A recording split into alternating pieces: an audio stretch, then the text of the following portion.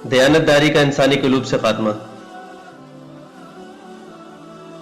मुनासिब आदमी की मुनासिब जगह पर तकर्री ही उम्मत की बका है। मुल्कों और इंसानों की इस्लाह और तहजीब व तमद्दुन की इर्तिका की बुनियाद है। जब अमानतें बर्बाद होने लगे तो पैमाने बदल जाते हैं और लोगों में बिगाड़ पैदा हो जाता है। हत्ता कि नाअहल लोग कलीदी मनासिब पर कब्जा जमा लेते हैं, जिसकी वजह से हर तरफ अफरा तफरी और बदनज़मी का दौर दौरा हो जाता है। इन उमूर के बारे में हमें नबी करीम सल्लल्लाहु अलैहि वसल्लम आगाह फरमा चुके हैं। हज़रत हुज़ैफ़ा बिन यमान रज़ियल्लाहु तआला अन्हु बयान करते हैं कि नबी करीम सल्लल्लाहु अलैहि वसल्लम ने फरमाया, अमानत लोगों के दिलों की गहराई में नाजिल हुई थी, फिर कुरान नाजिल हुआ और लोगों ने अमानत की अहमियत कुरान से और सुन्नत से मालूम की। फिर आप सल्लल्लाहु अलैहि वसल्लम ने हमें बतलाया कि एक वक्त आएगा जब अमानत लोगों के दिलों से निकाल ली जाएगी।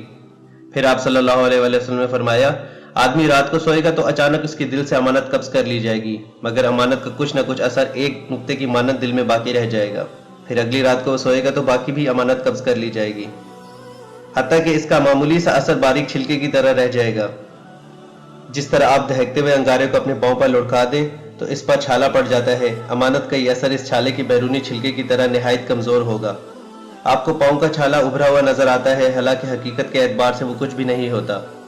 ये कहकर आप सल्लल्लाहु अलैहि वसल्लम ने बात समझाने के लिए कंकरी पकड़कर अपने पांव पर लुढ़का दी। फिर फरमाया, एक वक्त आएगा कि लोग खरीदो फरोख्त के लिए निकलेंगे, लेकिन ढूंढने के बावजूद इन्हें कोई अमानतदार आदमी नहीं मिलेगा, हत्ता कि ये कहा जाएगा कि फला कबीले में एक अमानतदार शख्स है। यहाँ तक कि किसी शख्स के बारे में लोगों की राय ये होगी कि देखो वो शख्स कितना बहादुर है, कितना खुश मिजाज है, कितना अक्लमंद है, हालांकि इसके दिल में राय के दाने के बराबर भी ईमान नहीं होगा। हज़रत हुज़ैफ़ा रज़ियल्लाहु अन्हु कहते हैं, मुझ पर एक वक्त ऐसा भी आया कि मैं खरीदो फरोख्त करते वक्त इस बात की परवाह नहीं करता था कि मैं जिससे खरीदारी कर रहा हूँ इसका दीन क्या है। अगर वो मुसलमान होगा तो मेरा हक अदा करेगा, और अगर ईसाई या यहूदी होगा तो भी अपने वकील के जरिए मेरा हक अदा करेगा, मगर आज मैं फला और फला आदमी के सिवा किसी से खरीदो फरोख्त नहीं करता। जब लोगों की अक्सरियत की ज़मीर खराब हो जाए, मामला नाअहल लोगों के सुपुर्द कर दिए जाएं, तो अमानतें ज़ाया होंगी और क़यामत करीब आ जाएगी।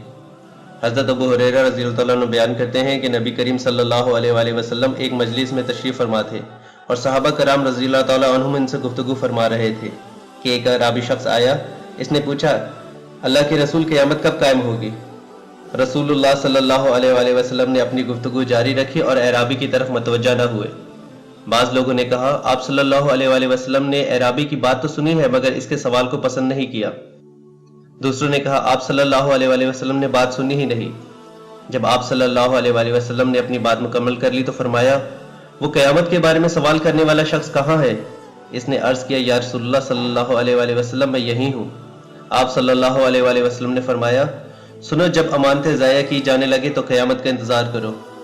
उसने अर्ज़ किया, अमानतें कैसे ज़ाया होंगी? तो आप सल्लल्लाहु अलैहि वसल्लम ने फरमाया, जब मामला नाअहल लोगों के सुपुर्द कर दिए जाए तो उस वक्त क़यामत का इंतज़ार करो। क़यामत की ये निशानी हमारी अमली ज़िंदगी में आज पूरी तरह ज़ाहिर हो चुकी है। आप देखेंगे वजारतों में, यूनिवर्सिटियों में और माशरे में बहुत सी अहम जिम्मेदारियाँ और वो मुनासिब जो बराह रास्त लोगों के मामलात से ताल्लुक़ रखते हैं, इन पर ज़्यादा बासलाहियत, मुनासिब, ईमानदार और लोगों के मसाइल को समझने वाले लोगों के बजाय उन लोगों को फायज कर दिया जाता है जिनकी इन इदारों के सरबराह और जिम्मेदारों से ज़ाती वाकफियत होती है या जिनके साथ किसी अफसर का मुफाद वाबस्ता होता है। वो इसकी सिफारिश करके इसको मनसब दिलवा देते हैं। जी हाँ, जब मामला नाअहल लोगों के सुपुर्द कर दिए जाए तो क़यामत का इंतज़ार करो।